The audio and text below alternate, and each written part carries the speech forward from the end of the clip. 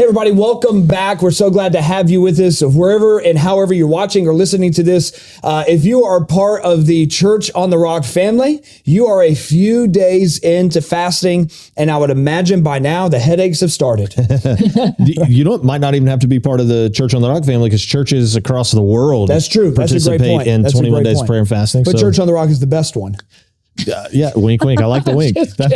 I know of another good one. But anyhow, so you're in it by now. You're feeling the stuff. And now for Church on the Rock, it is a corporate fast. And you talked about that a little bit last week of the corporate fast. Now, some people, they struggle with that because they're like, well, Matthew 6, Jesus says, don't let people know, take a shower, wash your, I'm obviously quoting the Message version here, but you know what I'm saying? Like it just have your stuff together. But at the same time, when you're in a corporate fast, it can be a little bit, I don't know if awkward is the right word. It can lead into a lot of different things. So Josh, what would you say, how should people handle the corporate side of this fast when it is a personal decision? I guess that's what I'm trying to say. It's a personal decision to fast between you and God.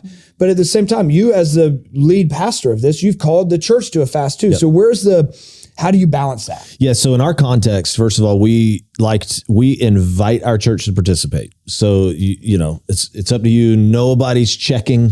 Nobody's going to standing at the door. Correct. Yeah. Are y'all fasting? Are you fasting? Check. You will sit on the left then. Right. So it's an invitation. Hey, we're doing this. And, it's less invitational if you're on staff. It's more invitational if you're not. But even with the staff, I say that tongue in cheek, but even with the staff, we're not telling them what to fast. So what we say, our heart toward our church is bring God your best sacrifice. I often say if it doesn't hurt, I don't think it's your best. Yeah. And so it should hurt some, unfortunately. But I think the balance right there may be that, and again, I like this, we talked about in early episodes, like we just war against blanket statement stuff as much as we can. And so everybody is different. But I would recommend to keeping whatever God has asked you to do, or whatever you've decided to sacrifice for that time, keeping that more to yourself, unless you have, like Jamie mentioned in the last episode, about some accountability and some people knowing for the sake of encouragement and even saying like, come on, you can do it. You know what I mean? Like, don't get weak now or whatever. Having that be more on the private side and then more on the corporate side, I think it's okay to just be like, yes, I'm participating, period. That can be the end of it. So I'm glad how do you have that kind of conversation? You talked about this a little bit on the last one, the accountability. I love that because I can't say that in the times I've fasted that I've had outside of in my own home. I would say the same. Yeah. Outside of that. So kind of just even me through that of, what does that look like? Obviously, you're speaking from experience on it. So what does that accountability during the corporate fast look like for you? I think that it could be just your husband, or it wouldn't be your husband. Right. It better not be your husband. We're going to have some prayer. We're not that kind of church. We're not that kind. And I was worried about saying the P word in the last episode. Here we are. Now we're even. Go ahead, James. My husband. I think it can be your spouse, if you feel like that's enough accountability for you. But I think you, and if you know your spouse, if you're going to keep each other accountable. But if you're like, we're both pretty bad about letting each other slide, or like, you're having a cookie, I'm having a cookie. Yep. Then find somebody that you wouldn't want to have to tell that to, like, I had a cookie, or someone who will hold you accountable. I think that it doesn't have to be just your home, but it doesn't have to be the whole church. Yeah. And the droves of people that aren't married, right? So not married because I'm a student or I'm a child or I'm a widow, whatever the reality might be, having somebody that you trust enough to say, hey, this is where I am with it, or my goals for it, or whatever, I do think is a wise thing. But I think you said it really well in the last one as well. And if you haven't listened to the last episode, I really encourage you, go back, pause it here, go back and listen to that one first. I think they kind of just go perfectly together. But you said, I forget how you said it, so correct me. What I heard you say is, I'm not necessarily having someone keep me accountable for what I'm eating or not eating. It is, what is the Lord speaking to me, or what am I trusting God for? Right? I don't know if I said that right. Yeah, well, I think the eating and not eating part is important as well. Right. So, but ultimately, we're trying to hear from God. We're emptying ourselves out. We're humbling ourselves before God. We're pushing the plate away for the purpose of filling ourselves with him and becoming more and more sensitive to his spirit. Yeah. And that's the goal. So, And Jamie and I have talked about this before, and some of the temptation in the corporate fast reality, like where our church is now, is the temptation is with you have community, you have all these friendships and all these people. And so let's just say that it's Sunday morning, you're 2 weeks into this fast now. Everybody is aware that most people are fasting, and it's easy for those conversations to be like, oh man, how you doing? And oh, my headaches have been the worst. And the conversations, the banter between us can really have zero to do with spiritual nothings and be more about like, boy, it's tough, but if we can suck it up one more week, or I can't wait to have a hamburger. And yes, I was dreaming about donuts. And right. And again, it's true. This happens every Wednesday. What are you talking? I mean, that ain't just during the fast. And I think those little sugar circles, I'm here for them now. yeah, all the sweet tooth. It's like, I'm down. But like that conversation it is fun and it has its place. Right. So this is not a legalistic approach. Right. But it would be better. And here would perhaps be our encouragement. Again, Jamie and I have talked about this a bunch because we have done this for so many years. Right. When we get together, maybe a better conversation is, what is God saying to you? Mm-hmm. What are you sensing from the Lord? Mm-hmm. What has your time with the Lord been like? Because the truth is, fasting is tough. Mm-hmm. At any level, it is difficult. And it is easy to create the distraction and laugh it off and all that kind of stuff. But man, like to bring ourselves back to what I'm really doing this for, as you said, Jamie, is the Lord, my relationship with the Lord. So what is he saying? What am I sensing? What have your times been like? Because in the last episode, you talked about your first, and I think you said second fast was just like this. How did you describe it? It was like magical. Yeah. The Lord. It was awesome. Just the Lord, all the feels. Yeah. Mm-hmm. But then you talked about later, some of them were just hard or dry. Like, yes. God, are you even there? Or whatever. So let's say then you're in a season like that right now. Like, I am trying, but I'm struggling because I'm so distracted by my hunger, or I'm not hearing from the Lord, or nothing is standing out in scripture or whatever. Meanwhile, Trevor is like, my times have been rich. Maybe when you're together in the lobby on Sunday, let's say, or in your life group or whatever, and you're like, man, I have been sensing this from the Lord, and my times have been, whatever it is.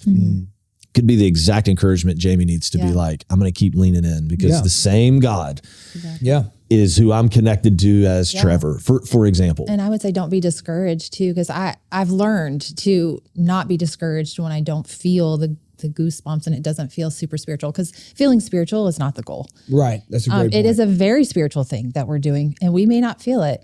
And I love the example of Jesus in the Bible when he fasted for 40 days, because it said that at the end, and he was very hungry. Yeah. Which is kind of funny, because you're like, that's all it said, really. And it didn't describe this amazing magical experience that he had. And I don't know how much Jesus felt like he was the Son of God in those moments. Who knows what he was battling.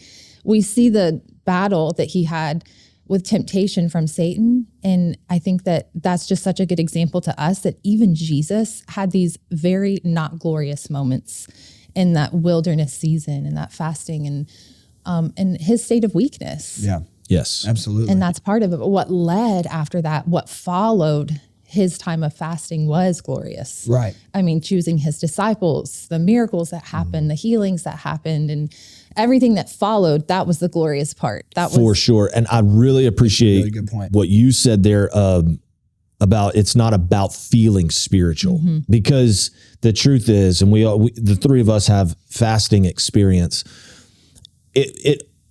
This is not going to encourage a lot of people, but it oftentimes doesn't feel right. It actually feels, it doesn't feel good. It actually feels bad because of the sacrifice you're making. But the faith in the goodness of God to be doing a thing in you, even if you don't sense it. Yes. I would say this, and this is something that I took from Jensen's book that we talked about last time, the fasting book, is that your fast is like a perpetual prayer before the Lord. So you could be, that was might have been my greatest takeaway from it. You could be in the office on your grind, doing your work because you should, Right. but you have called yourself to a fast. And even in your normal activity, it's almost like the aroma of your sacrifice is just perpetually, it's like the incense in the tabernacle, perpetually going up before the Lord in a fast, it would seem to me. And again, what I took away out of that book was that it's like a constant sacrifice before the Lord. So even though I just feel like I'm at work and I'm a little less focused because I didn't have my breakfast, or I've got a little bit of a headache because I chose not to have coffee or whatever, I'm not praying. I'm working, but I am in a sacrifice before the Lord. And I think that his goodness is I'm going to be doing things in you like perpetually as it's lifting to me. Right. The Bible makes it very clear in James 4:8, draw near to God and he will, it's like a promise. He will draw near to you. Right. Yeah. And so, I see it a lot of those times. I might have a moment of a certain song I'm listening to or whatever, where I'm like, man, I feel the presence of God more than normal. And then I go on and it's like, well, I feel a lot more hunger or whatever. And so that's a great, I love how you said that. It's not about the feeling, because if you get caught up on that, you're going to be done. You're probably done by now. Good point. Good point. But I do hear, and I've heard Matt Chandler say this. I've heard Joby Martin say this. They use this phrase that I've really started to appreciate, to stir your affection for the Lord. And just that language has done a good thing for me, that there are things, while it's not about feelings, feelings matter. And creating God gave them to us. Correct. And so creating a good feeling is a good idea. Should you be able to do it? So what things stir your affection for the Lord? Some people, like if I was going to use my girls, for example, they are worshipers, both of them. Worship music. I mean, Katie will blare.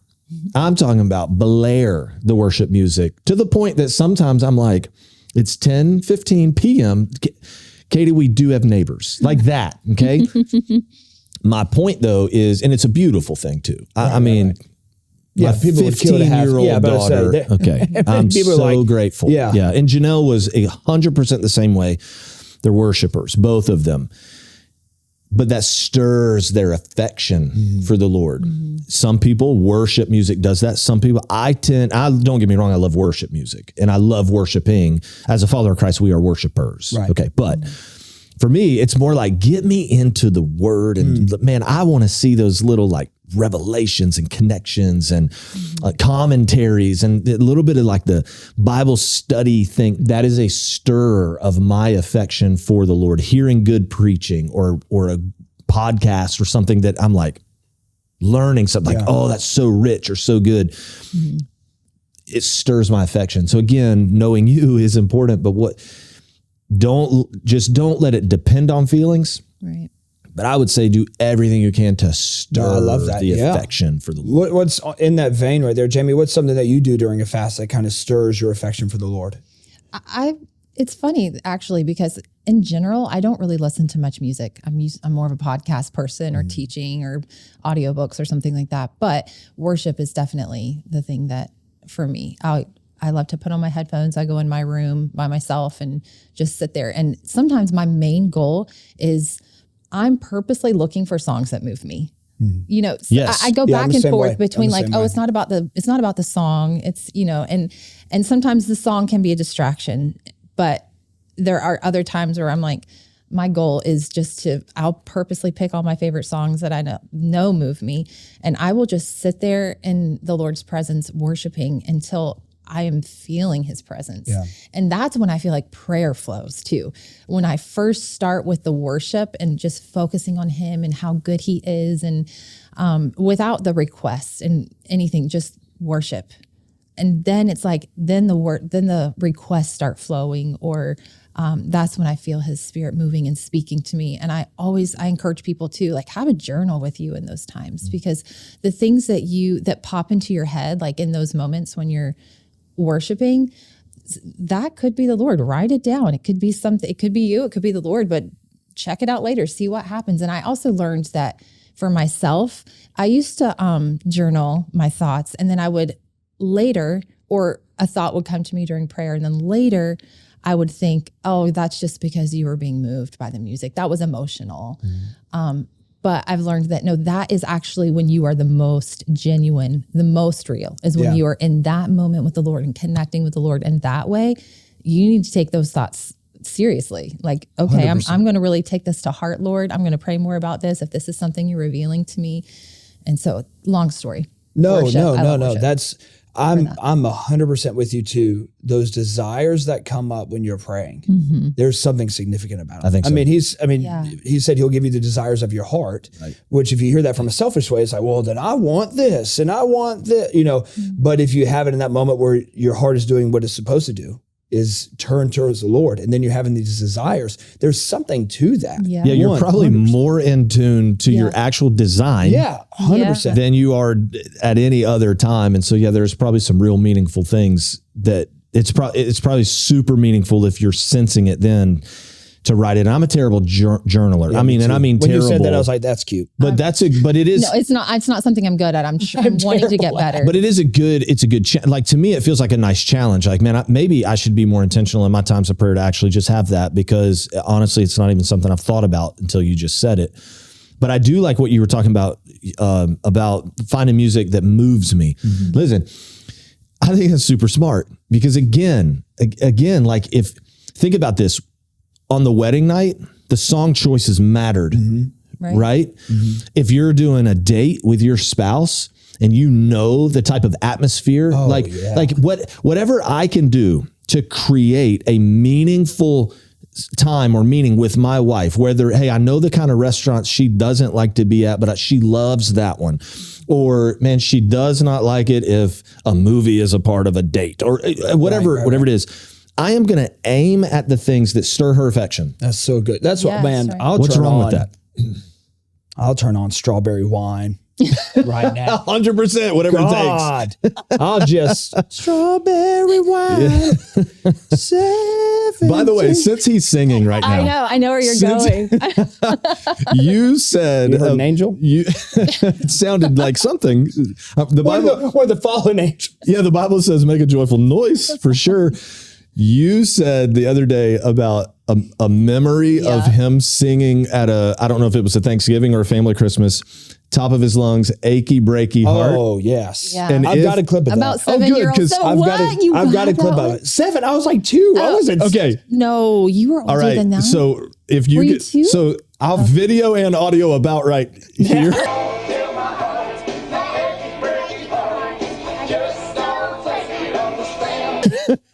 That's what we need. I'm going to have to see that. I definitely thought you were older. When you said that, it is true. Like, man, when I get home, I'm turning on, this isn't very spiritual for the fact, Frank Sinatra's in the kitchen. It's that kind of stuff. It's like setting, this isn't maybe the best term. It's like setting the vibe. And does that make sense? Like, it's not, you can't live by those, but at the same time, why not use them? Correct. Because that relationship matters. Yeah. And our relationship with the Lord, it matters. And so I can't depend on feelings because I'm in a covenant. Yeah. I'm in Christ. And here's the best part. Like, I can't do anything about it. Praise God for that, right? The gospel's so good. But I should cultivate relationships. And so doing the things that lean me into the heart of God are wise things to do. So I would say to people, sure, find the songs that move you. I can't imagine what would be wrong with that. You know what I mean? Right. Man, in all seriousness, like that Here Again, the Elevation Worship Here Again, if you get the YouTube version, they go, I'll be on my walk. I'm just out there walking. And you know that meme where the kid's like turning up the music and he's like crying, right? If not, I'll put it in. But that's what I'm like. I'm like, meet me here again, Lord. I'm like crying. The neighbors are like, 911. This guy's having a mental breakdown. He's lost his mind. You're a notch away. Yeah. All right. So the last little bit of this, and we talked about it before we hit record this week. We've talked about the sacrifice side of it. It's the pruning of our hearts. It's the resetting, the trimming of the fat. It's refocusing us on God. That's what fasting does. We know at the same time, and you hit it on it in the very beginning of this episode, It's what Jesus did right before he went into ministry. And I thought it was a great point when you said, I was like, man, how true is that? That sometimes if you're looking for your calling or you're looking for your next step, fasting does something for it. We saw it in Jesus. But then also there's things that you can fast for. You see that scripturally, with the early church in Acts 12 and 13, they were doing it. And y'all were talking a little bit right before we hit it. And I literally was like, hey, all right, let's record this because we want to get it. Yeah. Of trusting God for breakthrough through the fast. And that's something, honestly, completely candidly, I have struggled with in my own life to have faith for it. But so I'm excited to kind of hear stories that y'all have in these last few minutes of the breakthrough, not just the sacrifice, not just the setting you up for next steps or for calling or purpose or whatever, but the breakthrough side of it is trusting God that way. So whoever wants to take that first. Well, I think... in the last episode, I alluded to, because Jamie and Derek challenged us to fast, it set my course for ministry. My probably overly legalistic Daniel fast that year, I was just trying to hold the line and honor the Lord. It came from a pure place. But I mean, I was reading every label of everything. Can I eat this or not, right? Which I want to touch on that in a second too. It built a hunger for the Lord in me that I hadn't had in years. I knew there was more, but I was hungry for the Lord, and I was hungry to respond finally to my calling. I knew it already. And I finally was in a place that I said, God, I'll whatever. And it still took over a year for him to say, this is your opportunity. But I was chasing the heart of God, for what I knew he was calling me to do. And he gave me an unexpected breakthrough of an addiction. And so some of our churches heard this story before, so forgive me for the monotony. But I was, I'm like a deer hunting country boy. And that was part of our family's culture growing up. It's just our dad was a big avid hunter, and I've been hunting since I was a little kid. And your son, now a hunter, and so it's part of your family. Dude, I didn't even say he killed. I got to show you this picture. I'll put that in right here as well. Oh, good. But he just got him a good one this past weekend. Way to go. Yeah. Way to go. Yeah, he's so addicted. It's ridiculous. It's awesome. I love it because I'm a hunter, right? But okay, so with that culture can come some negative things. And so I had for years been dipping, just using tobacco or whatever. For people that are watching in the Northeast, what is that? It's tobacco use in here. You know what I'm saying? And so we get that down in the South, and someone in Maine's like, what? Exactly. Yeah. So, and I was this guy that I would dip for a couple of months, and then I wouldn't for a month or two or three, and then I'd dip again, whatever. And then I would be like, all right, I'm done. This is my last can. I'm not getting any more. And then I'd get around my buddies and I'd be like, let me bum one. And then I didn't want to be like the bum all the time. I better go buy one, all this stuff. By the time we hit that fast, I was a regular dipper with this false narrative in my head that I'm not addicted. I could quit this at any time. This is no problem for me. It wasn't until we started fasting and I said to the Lord, I will honor you. I'll hold the line. I mean, I was committed to honor God in this. No cheating was going to take place. And so I took my can of dip and stuck it in my freezer because it apparently stays fresher there. And back then I was a little too broke to be thinking about buying another can. I said, I'm coming back to you. And my whole purpose focused, this is a true story. Lord, I'm trusting you till the end of this. That's right. Keep this fresh. So I seriously set my mind to honor God for those 21 days. Never said, I want to stop dipping. When I was about 3-ish days in, I started to recognize I've been lying to myself. There's a dependency in me on this way more than I was admitting or even maybe aware of. It had me a lot more than I thought I had it. And so we go through, and I was working with this guy who called my fast a quick the whole time. Like we had to ride in the truck together. There's always that one guy. And he would ask me, how many more days on your quick? And so I like to jokingly call fasting a quick every so often. That's so funny. So I'm in the midst of my quick right here. And so, and he dipped. And so there was the whole, I work with this guy every day thing. And it was long, but he also knew what I was giving up. I couldn't not. Yeah. I couldn't do the whole private thing with him because we were in the truck together, worked together the whole. So he saw my silly Daniel Fast lunches and made fun of them every day. And it's day 22. I get in the truck, or I get up that morning, grab my lunch box like normal, and grab my can of dip out of the freezer because I am free. The fast is ended. Throw it in my lunchbox and I hit the road. And all morning, that's all I'm thinking about. That can of dip.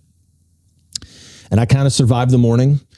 And then I'm like mid-morning, like the drive, if you've ever been a dipper, driving is like the best time to do it. And so, write that down. And so put it in my journal that I'm going to do.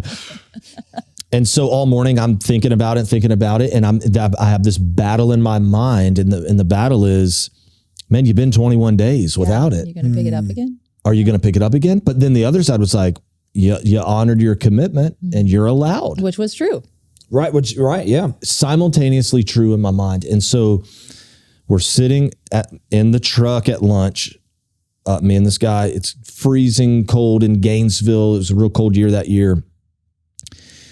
Cold weather made me want to dip more. If you've ever used tobacco, after you eat, you're a little more inclined to want to have, a smoke or a dip or something. And so lunch is over and I pull my can out and I'm holding it and I'm looking at it. And I said, man, I want it. I look at my friend. I said, man, I really want to dip. And he goes, do it. You can. Because he knew my time. Right. And I stared at that thing for just a minute. And then I just rolled down the window of the truck. I opened it and I dumped it on the ground. And I'm telling you, I believe with all of my heart that I was supernaturally set free from God really cool. Because I've never had the desire again. I see guys that do it now and I'm like, that's gross. I'd always drifted back to this habit in my life. There is a great power in fasting where God can set you free from addictions, bondages, things. That's the phenomenon that I keep there you go. Right. Yeah. It's crazy. Yes. Connection. That spiritual surgery. Yeah. God had done something in me that I didn't even know he was doing, but it was up to me. Yeah. And go. No, I was gonna say, and we had a guy in our church who joined a fast a few years ago with us. First time ever fasting, had been a smoker for 30 years and put his cigarette down and he was set free. And he was done after that. Wow. I don't know him now. To this day, to my knowledge, done. Okay. Because I know for years after that, he was free. I had an experience once, and this actually wasn't even during one of our 21-day fasts, but I was struggling. It took some time, but I started to notice I was dealing with bitterness in my heart towards someone. And it took me a while before I recognized it, but I started to realize that every time this person's name comes up or whenever I'm in conversation with them, I leave and I'm just irritated. And I had to really search that. And I prayed about it for a while and Lord, help me not to think this way about that person. And after prayer and prayer and prayer, after a while, nothing was changing. I just had this bitterness inside. And I finally just declared a fast. And I was like, I don't know what this is, something rooted deep inside. I don't know that root. So I fasted for 3 days because I was like, I don't have the ability to kick this myself. Yeah. So I'm humbling myself before you.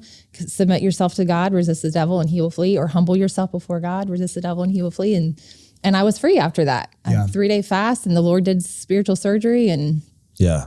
And who was it? No, I'm just kidding. Yeah, we'll put their picture here. Right here, yeah.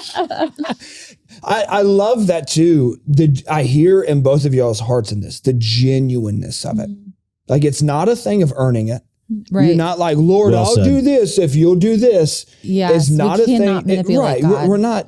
I love that. You're never going to manipulate God. Right. But there is something about when you make a conscious effort to say, Lord, I am turning my heart to you. Yes. I want your best as y'all think the journey you're on right now. I want your will for my life. Teach me your ways. I know I butchered that verse, but it's Go ahead. In Matthew 6, where, Jesus talks about when you pray, when you fast, Yes. when you give. give.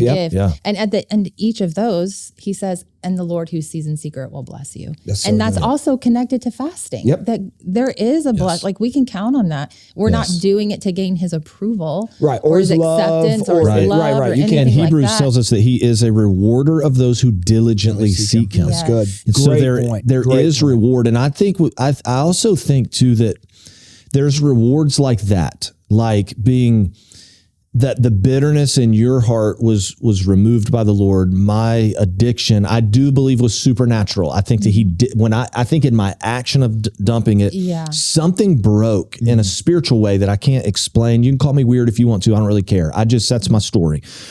But I also think there is, and oftentimes we forget, we probably don't talk about this enough as pastors or church leaders, the spiritual rewards, man, the heavenly treasures the Bible talks about storing up, and the things that there is probably things that God, this loving, giving, good Father is choosing to reward us with things that we may not ever see on this side of heaven, but those are real things. And so that's why the phenomenon is a really good word, because probably all of that is simultaneously happening in that genuine, it is a genuine pursuit of the heart. It's just putting your body into a response of that, I guess. And sometimes genuine pursuit of the hand of God, because you need God's hand. Maybe it's someone in your family who's sick, or financial breakthrough. Derek and I prayed for that. Then the check never came in the mail, but still checking the mail, Lord, 17 years. 17 years later. But, I will say that for about 3 or 4 years, we kept praying for financial breakthrough. And I finally just said, you know what, babe, I don't think we need to pray this anymore. Because looking back, God had brought us along the way. And I just realized, we've learned that it's like a daily bread thing that the Lord had. And I think really I needed that more than I needed a big check in the mail. I thought I needed just a big relief, but the Lord knew I needed to learn to just depend on him each day and to trust that I'm taking care of you. Like, don't worry about it. And Lord, if you still want to send the check in the mail. I'll say, Lord, since Jamie doesn't want it anymore, if you want to test me. But some people really are needing some sort of financial miracle or physical, emotional. And I think cry out to our God for it. I do think that is okay. And I think, and I know we're probably running out of time here, but I think that you and I, we kind of joke sometimes how the story of our lives has been similar in a lot of ways. And especially, we've had this joke or whatever, but like on our side of the family, and then you guys have sort of said on your, we're like the financial black sheep. You know what I'm saying? Said that in the Christmas episode.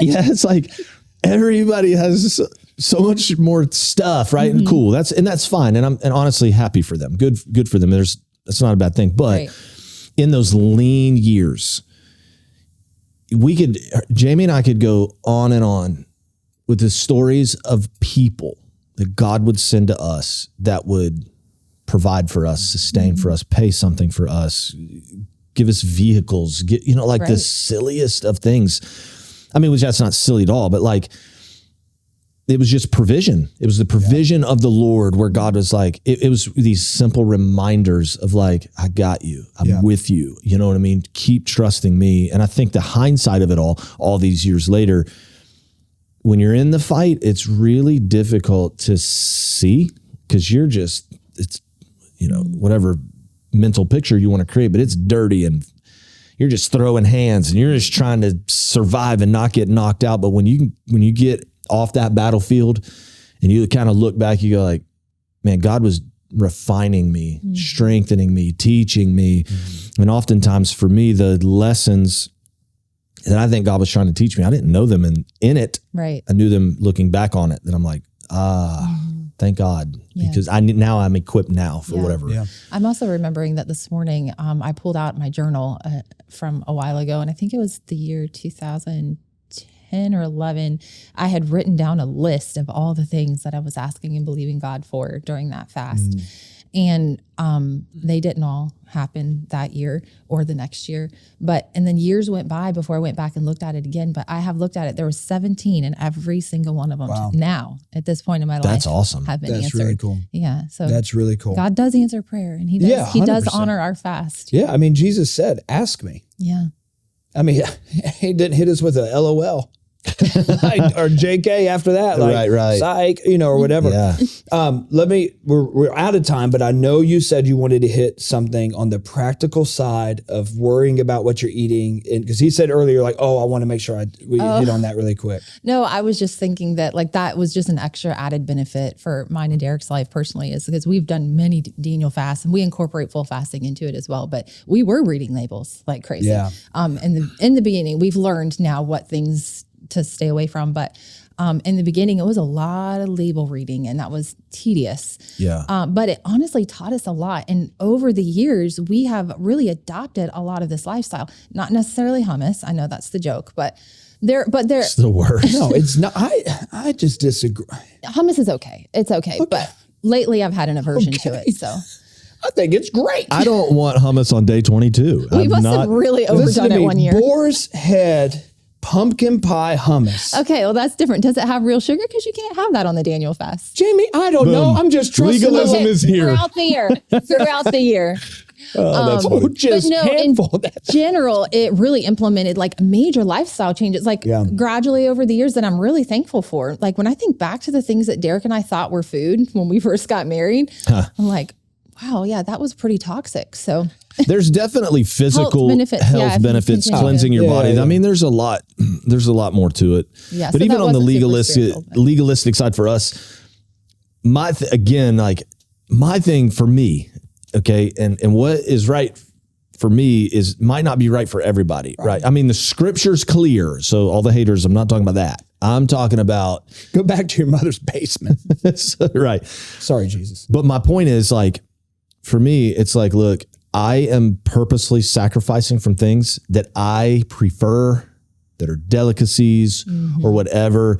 And then when whatever it is, it's like, I'm not going to be the label reader because I don't think God's throwing out my fast.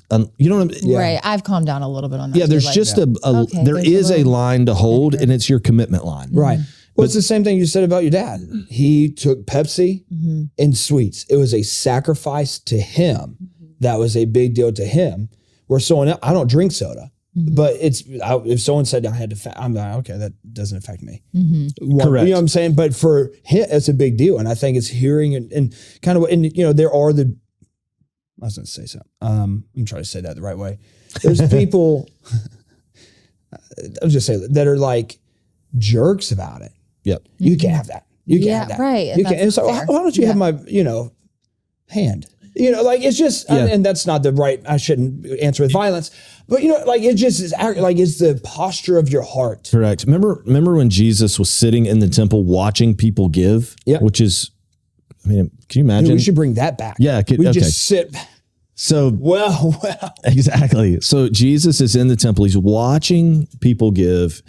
And the lady gives the 2 and he turns to his disciples and says, essentially, all these people gave from their surplus. She gave all she had. She has given so much more, meaning he wasn't measuring the monetary values.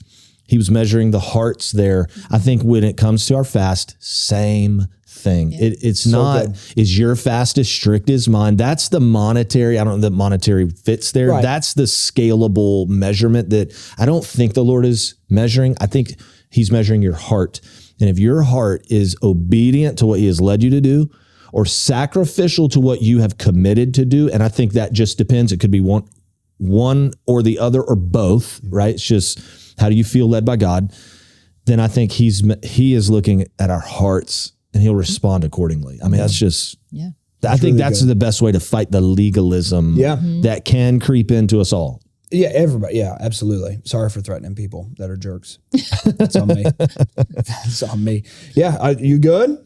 Anything you want to say to close this up, or are you good? No, I mean, I guess I would just encourage people to, if this is something that is new for you and whether you're struggling or whether you're finding it to be easier, but just to continue to press on in your relationship with him. I think I've noticed for me that in the beginning, like the first 10 days, I feel like the fasting side of it can be almost refreshing, but then the last part is like really starting to get hard. And it also depends on how you're doing it. But then on the flip side, sometimes I'm pursuing the Lord most in the beginning, but then I've started to feel pretty good about myself. And then I might feel a little lazy.